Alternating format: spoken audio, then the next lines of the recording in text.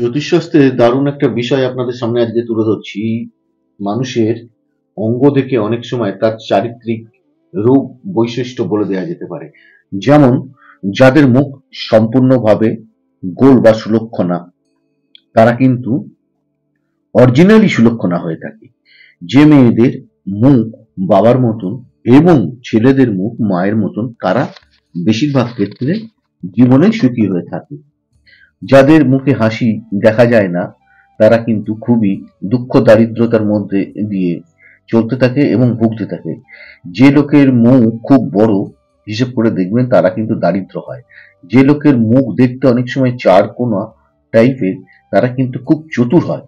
আবার যে লোকের মুখ গোল, তারা কিন্তু খুব ধনবান হয়ে থাকে। যাদের মুখ দেখে মেয়ে বলে মনে হয়, সেই সব লোকেরা কিন্তু অপুত্রকের হওয়ার সম্ভাবনা রয়েছে এবং তাদের কথাবার্তাতেও সেই রকম ভাব প্রকাশ পাওয়া যায়। যে লোকের মুখ খুব বিউডিউর মতন, তারা কিন্তু খুব পাপ কার্যে লিপ্ত হতে পারে। যার মুখ খুব ছোট, তারা কিন্তু সাধারণতভাবে কৃপণ হয়ে থাকে। অনুষ্ঠানগুলো শুনুন, লাইক শেয়ার সাবস্ক্রাইব করুন, ভালো থাকুন।